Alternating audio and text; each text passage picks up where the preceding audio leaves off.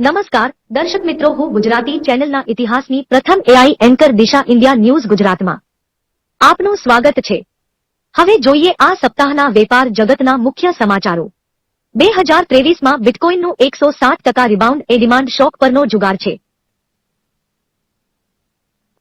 મોટા ભાગના બોનાન્ઝા પર આધાર રાખવો એ આશાવાદ છે કે યુએસ રેગ્યુલેટર્સ ટૂંક સમયમાં બિટકોઇનમાં સીધું રોકાણ કરતા એક્સચેન્જ ટ્રેડેડ ફંડ માટે તેમના પ્રથમ આશીર્વાદ આપશે। 1.5 ટ્રિલિયન ડોલરના વિનાશ બાદ 2022ના અંતમાં ક્રિપ્ટો બજારોને જકડી રાખનાર વિનાશની ભાવનાએ 12 મહિના પછી ખૂબ જ અલગ સેન્ટિમેન્ટને માર્ગ આપ્યો છે। બિટકોઇન આ વર્ષે 160%થી વધુ એડવાન્સ સાથે પાછો ફર્યો, જેણે તેના માર્કેટ કેપિટલાઇઝેશનમાં લગભગ $530 બિલિયન ઉમેર્યા। તેના પગલે સેમ બેંકમેન-ફ્રાઇડ બેક્ડ સોલાનાથી લઈને કૂતરા અને દેડકા થીમ આધારિત મેમેકોઇન્સ સુધીના અસંખ્ય નાના ટોકન્સ ઉપડ્યા, કારણ કે રોકાણકારોએ ફરીથી જોખમ સ્વીકાર્યું। 2023ની શરૂઆતમાં સોલાનાના $1 લાખ ખરીદનાર રોકાણકાર હવે $8 લાખ કરતા વધુ લાભ પર બેઠા હશે। ઉત્પાદન ક્વોટા પર અંગોલા ઓપેક કાર્ટેલમાંથી બહાર નીકળી જતા તેલ $1 કરતા વધુ ઘટ્યું।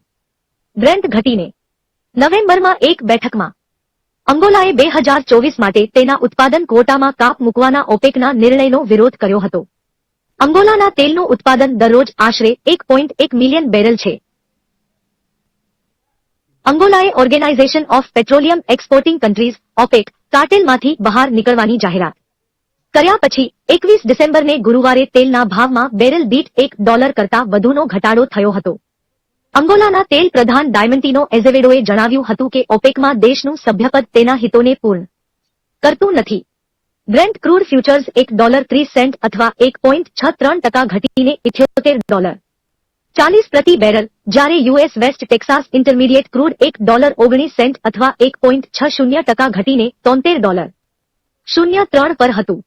વનવેબ સેટેલાઇટ બ્રોડબેન્ડ વિસ્તરણ માટે સંરક્ષણ શાસન પર નજર રાખે છે। વનવેબ હકીકતનો લાભ લઈ શકે છે કે તેણે યુરોપ, યુએસ અને આફ્રિકાના ભાગોમાં પહેલેથી જ સેવાઓ શરૂ કરી દીધી છે અને તે સર્વિસ ઇનફ્લાઇટ ઓફર કરવા માટે યુરોપમાં ઓછામાં ઓછી 2 એરલાઇન કંપનીઓ સાથે વાતચીત કરી રહી છે। સુનિલ મિત્તલની આગેવાની હેઠળની વનવેબ બ્રોડબેન્ડ સેટેલાઇટ બ્રોડકાસ્ટિંગમાં 3 સેગમેન્ટ પર લક્ષ્ય રાખે છે, બધા સ્પેસમાં સંરક્ષણ, શાસન, પંચાયત કનેક્ટિવિટી, આરોગ્ય સંભાળ અને શિક્ષણ, અને દૂરના વિસ્તારોમાં સાહસો તેની શરૂઆતના મુખ્ય બજારો હશે। કારણ સરળ છે। એરટેલના એક વરિષ્ઠ એક્ઝિક્યુટિવ, જે દેશમાં વનવેબ બ્રોડબેન્ડ સેવાનું વિતરણ કરશે, તેણે કહ્યું, જ્યારે દેશની 90થી 95% વસ્તી મોબાઈલ સેવા દ્વારા આવરી લેવામાં આવે છે, પાર્થિવનું ભૌગોલિક કવરેજ માત્ર 75 થી 78% છે। તેથી અમારા માટે ટેપ કરવા માટે એક મોટું બજાર છે। ઇન્ફ્રાને મોટી 4 કંપનીઓના ઓડિટ ગુણવત્તા નિરીક્ષણમાં ખામીઓ મળી। એન્ડકો ની ઓડિટ કંટ્રોલ સિસ્ટમ્સની તેની ફર્મવ્યાપી સમીક્ષામાં ઓથોરિટીએ શોધી કાઢ્યું હતું કે ઇન્ડિયા એકમોથી સ્વતંત્ર હોવાનો પેઢીનો દાવો અસ્વીકાર્ય હતો। National financial reporting authority infra એ શુક્રવારે જાહેર કરાયેલા તેના ઇન્સ્પેક્શન રિપોર્ટ 2022માં and company, Deloitte Haskins and Sells and company અને પ્રાઇસ વોટરહાઉસ ચાર્ટર્ડ એકાઉન્ટન્ટ્સ ની ઓડિટ પ્રક્રિયાઓમાં ખામીઓ શોધી કાઢી છે। ઇન્ફ્રા એ જણાવ્યું હતું કે એ તેની લીડરશીપ સ્ટ્રક્ચર, નેટવર્ક એન્ટિટીઝ અને તે સંસ્થાઓ દ્વારા પૂરી પાડવામાં આવતી નોન ઓડિટ સેવાઓની વિગતો ઇન્સ્પેક્શન દરમિયાન પેઢીના ઓડિટ ક્લાયન્ટ્સને આપી નથી। તેના કર્મચારીઓની સ્વતંત્રતા સુનિશ્ચિત કરવાની પેઢીની સિસ્ટમમાં સુધારાની જરૂર છે, ઇન્ફ્રાએ ઉમેર્યું। ઇન્ફ્રાએ જણાવ્યું હતું કે 5માંથી 3 પસંદ કરેલ કંપની ઓડિટના સંદર્ભમાં ની રોકાણની ક્ષતિ સંબંધિત ઓડિટ પ્રક્રિયામાં ખામી જોવા મળી હતી। ભારતનું ફોરેક્સ રિઝર્વ 20 મહિનાની ટોચે પહોંચ્યું, $9.112 બિલિયન વધીને $115.971 બિલિયન થયું। આરબીઆઈ ભારતીય ઋણ અને ઇક્વિટી બજારોમાં ભારે પ્રવાહ વચ્ચે ભારતના વિદેશી હુંડિયામણના ભંડાર સતત 5મા સપ્તાહમાં વધીને 15 ડિસેમ્બર સુધીમાં $115.97 બિલિયનની 20 મહિનાની ઊંચી સપાટીએ પહોંચી ગયા છે। એમ શુક્રવારે રિઝર્વ બેંક ઓફ ઇન્ડિયા દ્વારા જારી કરાયેલા ડેટા અનુસાર અગાઉના 4 અઠવાડિયામાં $16.5 બિલિયનના ઉછાળા પછી રિપોર્ટિંગ સપ્તાહમાં અનામતમાં $0.1 બિલિયનનો વધારો થયો હતો। નોંધનીય છે કે ડિસેમ્બરમાં ભારતીય ડેટ અને ઇક્વિટી માર્કેટમાં ચોખ્ખો નાણાં પ્રવાહ વધ્યો હતો। અત્યાર સુધીમાં ડિસેમ્બરમાં ચોખ્ખો નાણાં પ્રવાહ વધીને $9.2 બિલિયન થઈ ગયો છે। નવેમ્બરમાં આ રકમ $2.9 અબજ હતી। વેલ્યુએશનમાં ફેરફાર સાથે ફોરેક્સ માર્કેટમાં ભારતીય રિઝર્વ બેંકનો હસ્તક્ષેપ અનામતને અસર કરે છે. એસબીઆઈ મ્યુચ્યુઅલ ફંડ્સ સાથે કામ કરી રહી છે જેથી ઉદ્યોગના વિકાસ માટે ₹250 સિપ બેટ્સ વ્યવહારુ બને. Madhabi Puri Buch securities and exchange board of India SEBI ના ચેરપર્સન માધાબી પુરી બુચે જણાવ્યું છે કે મૂડી બજારના નિયમનકાર આગળ જતા મ્યુચ્યુઅલ ફંડના રોકાણને સેચેટાઇઝ કરવા ઈચ્છે છે. બિઝનેસ ટુડે દ્વારા આયોજિત એક ઇવેન્ટમાં બોલતા બુચે જણાવ્યું હતું કે મ્યુચ્યુઅલ ફંડ ઉદ્યોગને લાગે છે કે વ્યવસ્થિત રોકાણ યોજનામાં દર મહિનેનું રોકાણ યોગ્ય છે, પરંતુ ₹250 નથી અને ધ્યાન આવા રોકાણ કરવાની રીતો જોવાનો પ્રયાસ કરવામાં આવશે. લાભદાયી અમે તેમની સાથે ઉદ્યોગ સાથે કામ કરી રહ્યા છીએ તે જોવા માટે કે ખર્ચ ક્યાં છે. તે સદ્ધરતા દર મહિને ₹250 સુધી લાવવાનું શક્ય બનાવવા માટે સેબી શું કરી શકે છે, કારણ કે તે પછી તે હિન્દુસ્તાન લિવરે શેમ્પૂ સાથે જે કર્યું તેના સમકક્ષ છે. બુચે કહ્યું, હવે બજાર કેવું હતું અને કેવું રહેશે એ મામલે અમારા સહયોગી અને એડિટર અભિજીત ભટ્ટની નિષ્ણાતો સાથે ચર્ચા જોઈએ. આભાર દિશા આપનો. તો દર્શક મિત્રો, જે રીતે બિઝનેસ રાઉન્ડઅપનો આ વિશેષ શો છે અને જે પ્રકારે અમારા સહયોગી એઆઈ દિશાએ જે પ્રકારે વાત કરી, આખા અઠવાડિયાની જે વાત કરી, હવે આપણે ચર્ચા કરીશું નિષ્ણાતો સાથે. જેમાં આપણી સાથે જોડાશે 3 નિષ્ણાતો. પરંતુ શરૂઆતમાં હું વાત કરું તો સપ્તાહના છેલ્લા ટ્રેડિંગ દિવસે એટલે કે શુક્રવારે શેર બજારમાં તેજી જોવા મળી રહી. સેન્સેક્સ 100 પોઈન્ટ વધારા સાથે 70,966ના સ્તર પર કારોબાર કરી રહ્યો હતો. તે જ સમયે નિફ્ટી પણ 40 પોઈન્ટ ઉછળ્યો, તે 21,295ના સ્તર પર કારોબાર કરી રહ્યો. સેન્સેક્સના 30 શેરોમાંથી 21માં વધારો અને 9માં ઘટાડો જોવા મળ્યો. એલઆઈસીના શેર 52 સપ્તાહની ટોચે પહોંચ્યા છે. તો દર્શક મિત્રો, આ બધી ચર્ચાઓ કરવા માટે આપણી સાથે આજે 3 એક્સપર્ટ જોડાયા છે. મિતાબેન મહેતા, નિખિલ ભટ્ટ અને સુહાસ ફ્રૂટવાલા. 3નું સ્વાગત છે. નિખિલભાઈ, સૌથી પહેલા તો આપને સવાલ કરું અને એ પહેલા એક વાત પણ કરું કે રિસર્ચ એનાલિસ્ટ તરીકે આપને તાજેતરમાં ઇન્ડિયા ન્યૂઝ ચેનલના માધ્યમથી બેસ્ટ રિસર્ચ એનાલિસ્ટનો એવોર્ડ આપવામાં આવ્યો. એ બદલ આપણે ખૂબ ખૂબ અભિનંદન. Thank you sir, thank you. ચેનલના સર, એડિટર અને તમામ ટીમને સર મારા ખૂબ ખૂબ આભાર કે જેઓએ મારી મતલબ ઉપર એક થોડું ધ્યાન આપીને મને જે ટાઈપ પર રિસર્ચ એનાલિસ્ટમાં બેસ્ટ રિસર્ચ એનાલિસ્ટ એવોર્ડ આપ્યો સર, એ બદલ ખૂબ ખૂબ આભાર. અને આપનો પણ ખૂબ ખૂબ આભાર સાહેબ કે આપના માધ્યમથી હું રોકાણકારોને સાચી, સચોટ અને સંપૂર્ણ માહિતી આપી રહ્યો છું. જી જી જી, thank you very much sir. જી નિખિલભાઈ, તમારી પાસેથી જાણવા માંગુ છું કે તેજીનું શિખર કયું? કારણ કે જે લાસ્ટ વીકમાં આપણે જોયું કે જે પ્રકારે માર્કેટ અપ રહ્યું, સેન્સેક્સ અને નિફ્ટી બંનેમાં અપ રહ્યું અને તેજી જોવા મળી, અને ખાસા એવા શેરોમાં પણ તેજી જોવા મળી છે. તો આનું કારણ શું હોઈ શકે? સર, વૈશ્વિક સ્તરે અનિશ્ચિતતા છે અને ચાઇનાના સ્ટિમ્યુલસ પેકેજ પણ હમણાં એક જાહેર કર્યું ચાઇનાએ. સાથે સાથે ભારતીય શેર બજારમાં જે તેજી જોઈ રહી છે તે વિદેશી સંસ્થાઓની એન્ટ્રીએ ભારતીય શેર બજારને ઐતિહાસિક સપાટીના નવા શિખર ઉપર મૂકી દીધું છે. ઉદાહરણ તરીકે જોઈએ તો ગત સપ્તાહે વિદેશી સંસ્થાઓ દ્વારા અંદાજિત કુલ ₹6500 કરોડની વેચવાલી સામે સ્થાનિક ફંડોની અંદાજિત 9,000 કરોડની સ્ટોક સ્પેસિફિક નવી લેવાની જોવા મળી. વિદેશી સંસ્થાઓ અને સ્થાનિક સંસ્થાઓ બંને એક બેલેન્સ કરીને અત્યારના સમયમાં હાલના સંજોગોમાં અનિશ્ચિતતાના વાતાવરણ વચ્ચે ભારતીય શેર બજારના નિફ્ટી, સેન્સેક્સને બંનેને ટકાવી રાખવાનો એક પ્રયત્ન કરી રહ્યા છે. જોકે દેશના વિવિધ રાજ્યોમાં કોરોનાના વધી રહેલા કેસો અને ઊંચા મથાળે પ્રોફિટ બુકિંગના પગલે ગત સપ્તાહે ગુરુવારે અંદાજિત 1200 થી 1500 પોઈન્ટની બંને તરફી અફડાતફડી જોવા મળી. પરંતુ સામેની સાઈડમાં ભારતીય શેર બજારમાં લાર્જ કેપ સ્ટોક અને ખાસ કરીને સ્મોલ કેપ અને મિડ કેપ શેરોમાં વેચવાલીની સાથે સ્ટોક સ્પેસિફિક સ્થાનિક સંસ્થાઓની નવી લેવાલી પણ જોવા મળી. સર, સ્થાનિક તેજીના પરિબળોની આપણે વાત કરીએ તો સ્થાનિક સ્તરે મજબૂત આર્થિક ડેટા જેમ કે જીએસટી કલેક્શન, મજબૂત જીડીપી, ફુગાવામાં નિયંત્રણ, સ્થિર વ્યાજ દરો તેમજ નાણાકીય વર્ષ 2023-24માં એફડીઆઈ અને એફઆઈ નું રોકાણ વધીને $5.90 અબજ સાથે 21 મહિનાની ઊંચી સપાટીએ નેટ બાયર રહી છે.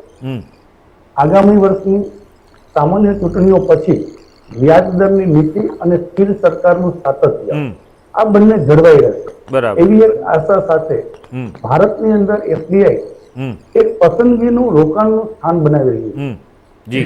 સાથે સાથે ડિસેમ્બર 2021 હું 2021 ની વાત કરું છું સર. ડિસેમ્બર 2021 જ્યારે 11 કંપનીઓએ 9,535 કરોડ રૂપિયા એકત્રિત કરી અને ભારતીય શેર બજારમાં એક તેજીનો માહોલ ઉભો કરેલો હતો. બરાબર. સેમ 2021 નું જ વાતાવરણ ડિસેમ્બર 2023 ની અંદર 11 કંપનીઓ, ત્યારે પણ 11 કંપનીઓ, આજે પણ 11 કંપનીઓ, એના દ્વારા અત્યાર સુધીનું 8,200 કરોડ એકત્રિત કરી અને બીજું શ્રેષ્ઠ મહિનો તરીકે એને સાબિત કર્યું છે. સાથે સાથે ફોરેન રિઝર્વ ફંડ જેને આપણે કહીએ છીએ એમાં પણ સૌથી મોટો ઉછાળો આવ્યો છે. 15મી ડિસેમ્બરે જે વર્ષ પૂરું થયું ત્યારે આપણે વિદેશી રોકાણમાં ઉછાળાને કારણે ફોરેન રિઝર્વ $9.11 બિલિયન વધીને અંદાજિત $616 બિલિયન. સાથે સાથે જે મીતા મેડમ વાત કરે છે ગોલ્ડ અને સિલ્વરની, તો એ પણ ગોલ્ડ રિઝર્વ પણ અત્યારના $646 મિલિયન ના વધારા સાથે $47.57 બિલિયન પર આવી ગઈ છે. આ બધા એક ફંડામેન્ટલ તેજીના કારણો જોઈ શકાય. જી ચોક્કસ. મિતાબેન, તમારી પાસેથી જાણવા માંગીશ કે ગુરુવારે શેર બજારમાં ક્યાંક ઘટાડો જોવા મળ્યો હતો અને પછી શુક્રવારે પાછો 100 પોઈન્ટ વધ્યો, સેન્સેક્સ અને નિફ્ટી પણ એ પ્રમાણે જ વધ્યો. એની પાછળનું કારણ શું? જે રીતે એક બે દિવસ ઘટાડામાં જોવા મળ્યું અને પછી એકદમ લાસ્ટ ડે, ટ્રેડિંગના લાસ્ટ ડે આ બજાર એકદમ ઉંચકાયું, એની પાછળનું રીઝન શું માનો છો તમે? જી, મેઇન તો માર્કેટનું મોમેન્ટમ તો ખૂબ જ સ્ટ્રોંગ છે. સાથે સાથે ટેકનિકલ સ્ટ્રક્ચર તમે બધા જ ટાઈમ ફ્રેમમાં જોવું તો બહુ જ સ્ટ્રોંગ છે. પણ માર્કેટ થોડું ઓવરબોટ બી હતું અને એકને એક જગ્યાએ કોઈ પણ એક જગ્યાએ ક્યાંક તો પ્રોફિટ બુકિંગ આવવાની શક્યતાઓ હતી જ. પ્લસ એક્સપાયરી હતી અને એક્સપાયરી કમિંગ વીકમાં એક્સપાયરી છે અને 3 દિવસનું અત્યારે રજાઓના દિવસો બી છે. તો ઓપ્શન્સના ભાવ બી ઘણા વધેલા હોય તો એના હિસાબે બી માર્કેટમાં ત્યાંથી સેલિંગ આવી શકવાની પૂરી શક્યતા હતી, કારણ કે માર્કેટ ખૂબ ટોપ પર હતું. અને હવે યર એન્ડિંગ બી છે, ક્વાર્ટર એન્ડિંગ છે અને મંથ એન્ડિંગ તો ડેફિનેટલી છે જ. તો આ બધાની ઇફેક્ટ સ્ટોક માર્કેટના પ્રાઇસ પર તો આવવાની જ હતી અને એ જ થયું.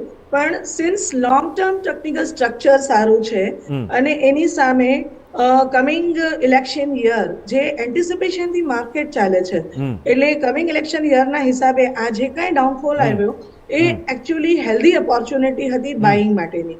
કોઈને એન્ટ્રી લેવી હતી તો કોઈ માટે પોસિબલ નહોતું, કારણ કે માર્કેટ કન્ટિન્યુઅસલી ઉપર જતું હતું.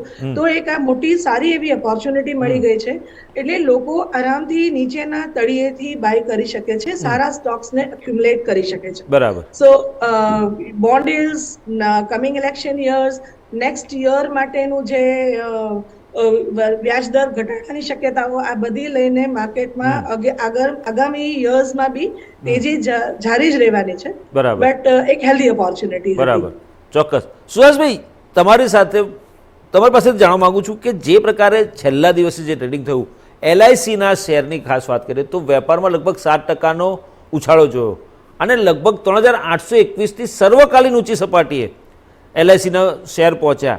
તો આ LICના શેરમાં એકદમ ઉછાળો આવવાનું કારણ શું? સરકારની જે નીતિ છે એ જવાબદાર ગણો છો તમે એને? યસ, સરકાર દરેક PSU ને સારી પ્રમોટ કરી રહી છે, જે આપણે છેલ્લા 1-2 વર્ષથી જોઈ રહ્યા છે. ઘણા PSU સેક્ટરના શેર 2 ગણા 3 ગણા થઈ ગયા છે અને એ લોકોના વેલ્યુએશન ઘણા ચીપ હતા. જસ્ટ ફોર એક્ઝામ્પલ હું વાત કરું, LIC સિવાય REC મને 2 ના મલ્ટિપલ પર મળી રહ્યો હતો. મતલબ તમે વિચાર કરી શકો કેટલા સસ્તા સ્ટોક અવેલેબલ હતા, જે અત્યારે 4 ગણા થયા પછી પણ 4-8 ના મલ્ટિપલ પર છે. સેમ તમે LIC માં જુઓ તો LIC એક સ્ટોક નથી, એક આપણા મિડલ ક્લાસની આઈડેન્ટિટી છે.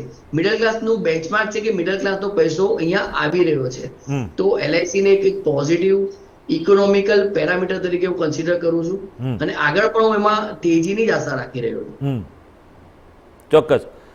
મિતાબેન, તમારી પાસેથી જાણવા માંગુ કે આપણું જે આર્થિક મજબૂતીના સંકેતો આપણને મળી રહ્યા છે છેલ્લા કેટલાય વખતથી, 5મું આપણે અર્થતંત્ર તો છીએ અને માર્કેટમાં આપણે અત્યારે આગળ વધ્યા છીએ અને વડાપ્રધાન નરેન્દ્ર મોદીએ પણ કહ્યું છે કે વિશ્વની ત્રીજી મોટી અર્થવ્યવસ્થા તરફ મંડાણ કરવાના છે આપણે. તો એ દિશામાં જઈ રહ્યા છે ત્યારે જે પ્રકારે ઊંચા વ્યાજ મોંઘવારી છતાં રિટેલ લોનમાં 18% વધારો અને વ્યાજ દર ઘટવાથી જે અસર થશે માર્કેટને, એમાં કેવી અસર થવાની છે? માર્કેટમાં અસર પોઝિટિવ જ રહેવાની છે. એટલીસ્ટ હું તો એઝ એન ફંડામેન્ટલ એનાલિસિસ પ્રમાણે તો તમે જે કહ્યું એ બરાબર જ છે. મોદી ઇફેક્ટ તો ડેફિનેટલી છે જ, મોદી મેજિક છે જ. બટ મને ટેકનિકલી બી એવું લાગે છે કે જ્યાં સુધી ન્યૂઝ નથી આવેલા ત્યાં સુધી એન્ટિસિપેશનથી માર્કેટ ડેફિનેટલી ચાલવાની છે. અને ઘણા બધા જે સ્ટિમ્યુલસ મળે છે, ઘણું બધું ચેન્જીસ આવે છે. જેમ એક એક્ઝામ્પલ આપું તો તમને માર્ચ મહિનાથી સેટલમેન્ટ T+0 સેટલમેન્ટ થવાની શક્યતા છે. તો પૈસાનું ટર્નિંગ વધી જશે, ફાસ્ટ થઈ જશે. તો આવા નાના નાના ઘણા બધા ચેન્જીસ જે આવી રહ્યા છે જે સ્ટોક માર્કેટને પોઝિટિવલી ઇફેક્ટ કરવાના જ છે. અને ઓવરઓલ તમે જુઓ તો આર્થિક રીતે કે ગમે તે ઇન્ફ્રાસ્ટ્રક્ચરની રીતે બી ઘણા બધા ચેન્જીસ છે જે બધા સ્ટોક્સને અફેક્ટ કરવાના છે. તો બિઝનેસ સારો રહેવાનો છે. અને અત્યારના પરિબળો જોતા અને આ બધું સારું રહેવાનું છે એટલે જ એક સર્ટિફિકેટ આપણને મળે છે જે સ્માર્ટ મનીનું અત્યારે ફ્લો આવે છે, ફંડ ફ્લો આવે છે, જે આપણને સર્ટિફાઈ કરે છે કે ડેફિનેટલી માર્કેટ સારું રહેવાનું છે at least for the next year. ચોક્કસ. નિખિલભાઈ, શેરોમાં આ લેવલે ખરીદી કરવી કે કરેક્શનની રાહ જોવી અને મૂંઝવણમાં અત્યારે અનેક સ્થાનિક રોકાણકારો અટવાય છે, ત્યારે શું કરવું જોઈએ અને શું વિચારો છો આપ એ બાબતે? સર, નકારાત્મક કારણો પણ માર્કેટમાં છે. જે રીતે પોઝિટિવ ફેક્ટર્સ છે એ રીતે નકારાત્મક કારણો પણ છે. વૈશ્વિક સ્તરે અત્યારના ચાઇના એને પોતાની સેન્ટ્રલ બેંકે એને આર્થિક કટોકટી જે દેશ છે એની અંદર આર્થિક કટોકટીમાંથી એને બહાર લાવવા માટે અંદાજિત $112 અબજ કોમર્શિયલ મતલબ કે ત્યાંના બિઝનેસ ઠપ છે એટલે કોમર્શિયલ ધિરાણ પેકેજ આપ્યું. હવે ખરેખર જો આ એક ચાઇના વિશે વિદેશી સંસ્થાઓ જો વિચારે છે તો ચાઇના અને ભારત આ બેની એક કમ્પેરિઝનની અંદર એ લોકોનું ઇન્વેસ્ટમેન્ટ આવતું હોય છે.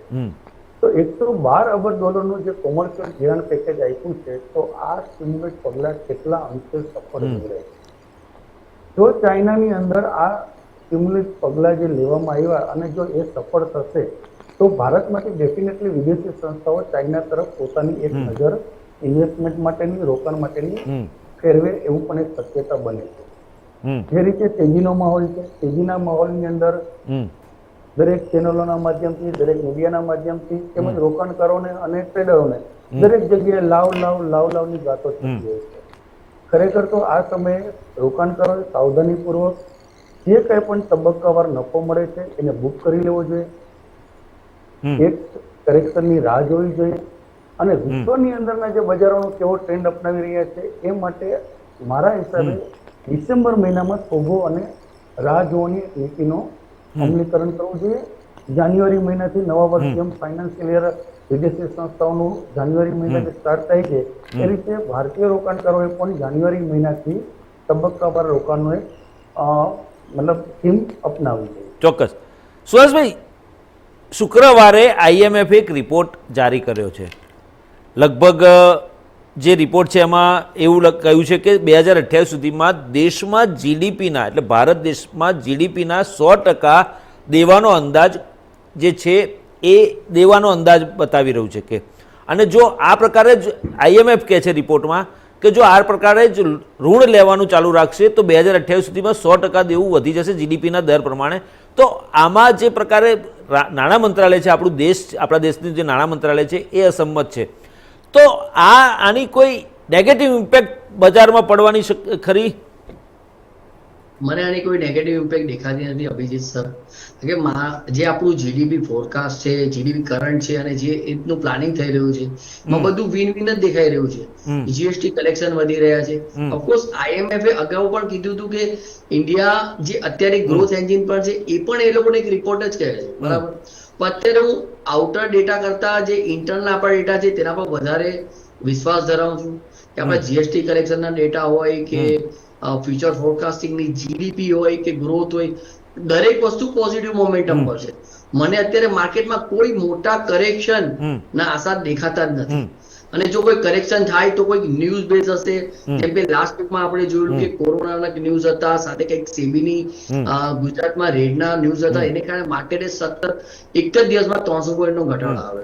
પણ સુહાસભાઈ તમને રોકવા માંગુ, જે રિપોર્ટમાં જે અહેવાલો છે એમાં એવું કહેવાય છે કે 2014માં કેન્દ્ર સરકારનું કુલ દેવું 55 લાખ કરોડ રૂપિયા હતું, જે સપ્ટેમ્બર 2023માં વધીને 101 લાખ કરોડ, એટલે કે 9 વર્ષમાં 192% દેવું વધી ગયું છે. કારણ કે જે પ્રકારનો આંકડો આવ્યો છે એના આધારે તો આમાં સરકારની ભૂલ છે કે સરકાર જે પ્રકારે દાવા કરી છે કે અમે જે ઘટી ગયું છે દેવું એ ખાસું એવું ઘટી ગયું છે એવો દાવો કર્યો છે આપણા નાણાં મંત્રાલય તો, પરંતુ વાસ્તવિકતા શું છે આમાં? જો પોલિટિકલી તો આમાં કઈ બોલી શકું એમ નથી, પણ એક વાત તો આપણે કોઈ પણ કંપની સ્ટડી કરીએ કે કોઈ પણ કન્ટ્રી સ્ટડી કરીએ, જ્યારે એની ડેટ વધી રહેલી છે પણ એ ડેટ મેનેજેબલ હોય છે, અને એની સામે અમે જ્યારે કોઈ કંપની સ્ટડી કરીએ ત્યારે ઇન્ટરેસ્ટ કવરેજ રેશિયો સ્ટડી કરતા હોય છે.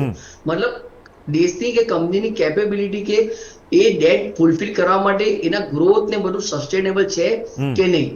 પણ ઇન્ડિયા ડેટા એ બાબતે ઘણા સ્ટ્રોંગ છે ને એ પણ IMF નો જ રિપોર્ટ છે જે 1-2 વર્ષ પહેલાનો, કે ઇન્ડિયા મોર સસ્ટેનેબલ ગ્રોથ ધરાવે છે to capable all this condition. અને પોલિટિકલ તો એમાં વધારે કમેન્ટ કરવાની ઈચ્છા રાખતો નથી સાહેબ, બરાબર, કે આપણે પણ જાણીએ છીએ પોલિટિકલ પોઝિટિવ વસ્તુ પણ ડિસ્કસ થતી હોય છે, નેગેટિવ વસ્તુ પણ ડિસ્કસ થતી હોય છે. બરાબર. તો મારા પોઈન્ટ પર જ અડગ રહું છું કે જે મને ડેટા મારી આંખોની સામે દેખાઈ રહ્યા છે, ચોક્કસ જે પોઝિટિવ જ છે. ચોક્કસ. મિતાબેન, સોના ચાંદી બજારની વાત કરીએ તો સોના ચાંદી બજારમાં પણ ખાસી એવી તેજી રહી છે, અને જે પ્રકારે ધારણા કરવામાં આવી છે, જે અહેવાલ આવી રહ્યા છે, ધારણા કરી છે કે સોનાની સતત વધતી કિંમતો છતાં જ્વેલરી વપરાશમાં 10થી 12% વધારો થશે. તો અત્યારે એમાં રોકાણ, તમે હંમેશા કહો છો કે એમાં રોકાણ કરવું યોગ્ય છે, પરંતુ અત્યારે ચલો ભાવ અપ જાય છે સોના ચાંદીના, પરંતુ ક્યારેક એવો સમય પણ આવે છે કે એના એકદમ ભાવ ગગડી જાય છે. તો જે લોકોએ એમાં રોકાણ કર્યું છે, તો જે લોકોએ ખરીદ્યું હોય એ લોકોને પસ્તાવાનો પણ વારો આવતો હોય છે, તે બાબતે શું કહેવું તમારે? જે મેટલ માર્કેટ છે એકચ્યુઅલી તો સેફ હેવન જ છે. ગમે તે પ્રાઇસ હશે, કોઈ પણ લોકો ગમે તે ભાવથી ખરીદી કરવાના છે, બીકોઝ આગળ ફ્યુચર સારું છે. આ એક મેજર પિક્ચર છે તમારું. બટ ટેકનિકલી હું તમને કહેવા બેસું તો ટેકનિકલી ટેકનિકલ સ્ટ્રક્ચર મોટી ટાઈમ ફ્રેમ ખૂબ જ સરસ છે. ઓફકોર્સ જે લોકોએ લીધેલું છે એ લોકોએ હોલ્ડ જ કરવાનું છે, nobody is going to sell. પણ નીચેમાં સ્ટોપ લોસ તમારો એક સપોઝ કોઈ આજે એમાં ફ્યુચર્સમાં વર્ક કરે છે તો તમારે સ્ટોપ લોસ નેસેસરી છે. અધરવાઇઝ કોઈ ગોલ્ડ સિલ્વર લઈને રાખેલું છે તો એમાં કોઈ પ્રોબ્લેમ છે જ નહીં, કારણ કે ઉપરમાં સ્ટ્રક્ચર સારું જ છે. ગોલ્ડમાં બી મને 65,000 સુધીનો ભાવ દેખાઈ રહ્યો છે, અને 78,000 મને સિલ્વરમાં બી દેખાઈ રહ્યું છે. અત્યારે કોઈ ચિંતાજનક કારણ છે જ નહીં. પણ નીચેમાં અગર 60,000 ની નીચે બ્રેક કરે તો કોઈને પ્રોફિટ બુક કરવો હોય તો કરી શકે છે, અને એન્ટ્રી તો ડેફિનેટલી આ લેવલે લઈ શકાય એવી છે જ નહીં. એના માટે એક હેલ્ધી બાઇંગ ઓપોર્ચ્યુનિટી, જે ફોલ આવે એની રાહ જોવો, જે આપણને દિવાળી ટાઈમે મળી જ ચૂકી હતી, તો એવી એક ઓપોર્ચ્યુનિટીનું રાહ જોઈ શકાય. બરાબર.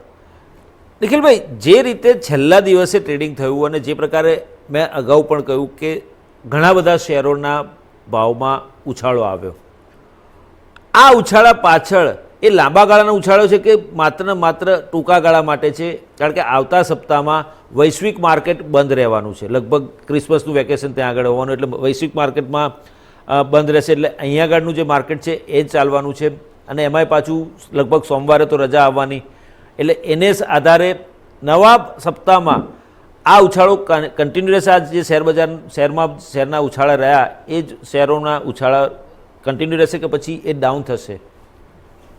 સર, ક્રિસમસની વાત કરીએ તો ક્રિસમસનું વેકેશન વિદેશી સંસ્થાઓ માટે શરૂ થઈ ગયેલું છે, અને તમામ વૈશ્વિક બજારો બુધવાર સુધી બંધ રહેવાના છે. સોમવારે આપણે પણ ત્યાં રજા છે સ્થાનિક સ્તરે, એટલે મંગળવારથી આપણું બજાર ચાલુ થશે, પરંતુ બુધવારથી વૈશ્વિક બજારો જે શરૂ થવાના છે એના ઉપર આપણા સૌની નજર રહેવી જોઈએ. સાથે સાથે અત્યારના જે કંઈ પણ તેજી તરફી ઉછાળ આવી છે એ સ્ટોક સ્પેસિફિક તેજી આવી રહી છે. સ્ટોક સ્પેસિફિક જે લોકો ટ્રેડર છે એ લોકોએ સ્ટોક સ્પેસિફિક ધ્યાન આપી અને ટ્રેડિંગ કરવું જોઈએ. ટૂંકા ગાળાની તેજી મારા મતે મને એક લાંબા ગાળાનું કરેક્શન પણ જોવા મળતી હોય એવું દેખાય. આગામી જ્યારે ડિસેમ્બર મહિનાનો ડેરિવેટિવ્સનો છેલ્લો દિવસ, અંતિમ દિવસ ગુરુવાર હોવાથી લોકોએ સાવચેતીપૂર્વક જાન્યુઆરી મહિનામાં રોલઓવર પોઝિશન કરવી હિતાવહ રહેશે. અતિને ગતિ નથી, આ એક શબ્દ ગુજરાતીની આપણી જે કહેવત છે એ પ્રમાણે અત્યારના બજાર અતિ તરફ જઈ રહ્યું છે, અને આની ગતિ જ્યારે રૂંધાવાની શરૂ થશે ત્યારે આપણા સ્ટોપ લોસ, આપણી પાસે રહેલું માર્જિન, એ જ બધું કામમાં આવવાનું છે. ચોક્કસ. જો સ્ટોપ લોસ ટ્રિગર થઈ જાય તો લાંબા ગાળાની તેજી ધ્યાનમાં રાખી અને એવું નહીં કે ચલો ફરીથી આપણે ખરીદી કરવી આ છે આ બધા પ્રકારના જે આપણા ગુજરાતીના જે સાહસ લેવાના જે પ્રયાસો હોય છે એને આ સમયે થોભો અને રાહ જોવાની સ્થિતિમાં એક નિર્માણ ચોક્કસ. કરવું જોઈએ. ચોક્કસ. છેલ્લો એક સવાલ ત્રણેયને કોમન રહેશે જે આપણે દર વખતે રાખીએ છીએ કે આવતા સપ્તાહમાં રોકાણકારોએ કયા શેરમાં ધ્યાન રાખવું જોઈએ અને ક્યાં સાવચેત રહેવું જોઈએ? મિતાબેન તમારાથી શરૂ કરીએ, સુહાસભાઈ અને નિખિલભાઈ. મિતાબેન. જી, આવતા સપ્તાહ માટે હું બે સ્ટોક, ચાર એકચ્યુઅલી સ્ટોક સજેસ્ટ કરીશ. એક તો ખાલી નેક્સ્ટ સપ્તાહ માટેના જ છે, that is IndiGo and one is McDowell. McDowell તો બધાને હમણાં થોડી ચર્ચાઓ થઈ જ રહી હતી તમારા ચેનલ પર બી, જે ગિફ્ટ સિટીમાં જે આપેલું છે, છૂટ આપેલી છે, તો એના હિસાબે મારું ધ્યાન, પ્લસ ક્રિસમસ, એટલે આ હિસાબે મને મેકડોવલ અને ઇન્ડિગોમાં તેજી આવી શકે અને 50-60 રૂપીઝનો વધારો થઈ શકે એવી મારી ગણતરી છે. પણ આ બહુ શોર્ટ ટર્મ માટેની. અને હું એક લોંગ ટર્મ માટેની વાત કહું તો ગઈકાલે બપોર પછી જે મુવમેન્ટ આવી આઈટી સેક્ટરમાં, જે મને આઈટી સેક્ટરમાં મને ખૂબ સારું ટેકનિકલ સ્ટ્રક્ચર દેખાઈ રહ્યું છે અને એમાં સ્પેસિફિકલી ઇન્ફોસિસ અને ટીસીએસ મને તો નેક્સ્ટ યર માટે બી સારા લાગી રહ્યા છે અને અત્યારે ખૂબ સારા ભાવે ખૂબ સારા વેલ્યુએશને મળી રહ્યા છે. તો આ બે પર નજર રાખવી જરૂરી છે. ચોક્કસ. And one more is Tata motors. Tata motors એટલા માટે કહું છું કારણ કે ટાટા મોટર્સનું સ્ટ્રક્ચર તો સારું છે જ, બટ ઓટો સેલ્સ ફિગર્સ આવશે 1લી તારીખે, તો એની ઇફેક્ટ અને એના એન્ટિસિપેશન થી ટાટા મોટર્સમાં બી મુવમેન્ટ આવવાની શક્યતા છે. ચોક્કસ. સુહાસભાઈ. હું મિતાબેન સાથે ટોટલી એગ્રી છું. આઈટી સેક્ટર ઘણું સ્ટ્રોંગ થઈ ગયું છે. ટીસીએસ અને ઇન્ફોસિસ ઘણા સારા પરફોર્મ કરી રહ્યા છે. પણ મારો સ્ટોક થોડો અલગ છે, એક બ્લુ ચિપ સ્ટોક જ છે અને મારા તરફથી આજે એક જ સ્ટોકની રિકમેન્ડેશન છે. ચોક્કસ. એ વિપ્રો છે. અત્યારે 460-465 ની આસપાસ ટ્રેડ કરી રહ્યો છે અને કોઈ પણ ઘટાડો મળે 430-450 તો આ સ્ટોકને એક્યુમ્યુલેટ કરો વર્ષ માટે મિનિમમ. મને ચાર્ટ પર ઘણા મોટા ટાર્ગેટ 600 થી 700 સુધી દેખાઈ રહ્યા છે અને સ્ટોપ લોસ તમે રાખી શકો 400 નો ફોર સેફર સાઈડ. પણ આ એક યુ ટર્ન રિકવરી છે જે મિસ કરાય એવી નથી. અને હું વેલ્યુએશન ની વાત કરું તો અત્યારે આઈટીમાં સૌથી ચીપ સ્ટોક બ્લુ ચીપમાં મને વિપ્રો નજર આવી રહ્યો છે. ચોક્કસ. ફક્ત 20 ના મલ્ટિપલ પર મળી રહ્યો છે. ચોક્કસ. તો મિસ કરવો નહીં. વિપ્રો વેરી ગુડ બાય છે આ લેવલ પર. ચોક્કસ. નિખિલભાઈ તમારો ટર્ન. જી સર. સર, સેક્ટર સ્પેસિફિકમાં આપણે વાત કરીએ તો મને આગામી જાન્યુઆરી મહિનાની આપણે વાત કરશું, કારણ કે હવે તો ડિસેમ્બર મહિનાના 2 દિવસ બાકી રહ્યા. તો જાન્યુઆરી મહિનામાં મને energy, healthcare, IT, oil and gas અને સાથે સાથે પીએસયુ બેન્કિંગ શેરોમાં ઘટાડે તબક્કાવાર રોકાણ કરવું. અને આની અંદર સ્ટોક સ્પેસિફિક આપણે જોવા જઈએ તો પીએસયુ બેન્કિંગ સેક્ટરમાં સ્ટેટ બેંક, બરાબર, જે ભારતીય સ્ટેટ બેંક છે એની અંદર બેન્કિંગ સેક્ટરમાં જો તેજી જોવા મળશે તો આ સ્ટેટ બેંકની અંદર અંદાજિત 600 થી 640 ની વચ્ચે લાસ્ટ ટાઈમ પણ આજ મેં રેકમેન્ડેશન આપેલી 690 નો ટાર્ગેટ એક સ્પર્શી ગયો હતો અને આજે પણ હું આજ 640 ની આસપાસ બાયની ઓપોર્ચ્યુનિટી છે એવું કહી શકાય. સ્ટેટ બેંકની અંદર 600 નો અતિ મહત્વનો સ્ટોપ લોસ ધ્યાનમાં લેવો.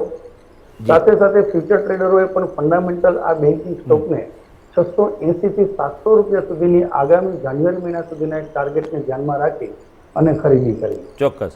નિખિલભાઈ. જે લોકો સર ઇન્વેસ્ટમેન્ટ બેઝ મતલબ રોકાણ કરે છે કે ડિલિવરી બેઝ જે લોકો રોકાણ કરે છે, ચોક્કસ, એમના માટે સારામાં સારા સ્ટોક છે HFCL, PNB, સેલ અને આયોસ. આ 4 ફંડામેન્ટલ સ્ટોક છે. ચારેયમાં આગામી વર્ષ માટે, વર્ષ 2024 માટે તબક્કાવાર ડિલિવરી બેઝ રોકાણ એક સારો પ્રોફિટ માર્જિનથી એ લોકો કરી શકે છે. અને જે ટ્રેડર્સ છે એના માટે જાન્યુઆરી મહિનો સ્ટેટ બેંક સર. ચોક્કસ. ખૂબ ખૂબ આભાર નિખિલભાઈ, મિતાબેન, સુહાસભાઈ, આપ ત્રણેયનો અમારી સાથે જોડાઈને ચર્ચા કરી અને માર્ગદર્શન આપ્યું બદલ. તો દર્શક મિત્રો, જે રીતે શેર બજારની ચાલ છે અત્યારે અને જે રીતે વાત કરી નિષ્ણાતોએ પણ કે કયા કયા સેક્ટરના શેરમાં ધ્યાન રાખવું જોઈએ અને ક્યાં રોકાણ કરવું જોઈએ, કારણ કે જે પ્રકારનું માર્કેટ ચાલી રહ્યું છે આઈટી સેક્ટરને વધારે મહત્ત્વ મળ્યું છે, કારણ કે આઈટીનો જમાનો છે. ભારત દેશમાં પણ આઈટીના સેક્ટરમાં જે પ્રકારનું રોકાણ થઈ રહ્યું છે, જે પ્રકારના ઇનોવેશન થઈ રહ્યા છે, તેને જોતાં આવનારા સમયમાં આઈટી સેક્ટરના શેર્સમાં ખાસો એવો ઉછાળો જોવા મળી શકે છે. દર્શક મિત્રો, બિઝનેસ રાઉન્ડઅપમાં અત્યારે બસ આટલું. વધુ સમાચારના અપડેટ્સ માટે જોતા રહો ઇન્ડિયા ન્યૂઝ ગુજરાત, ગુજરાતી ધડકન. નમસ્કાર. તો દર્શક મિત્રો, આ હતું અમારું સાપ્તાહિક બિઝનેસ રાઉન્ડ અપ. વધુ સમાચાર અને અપડેટ માટે જોતા રહો ઇન્ડિયા ન્યૂઝ ગુજરાત, ગુજરાતની ધડકન.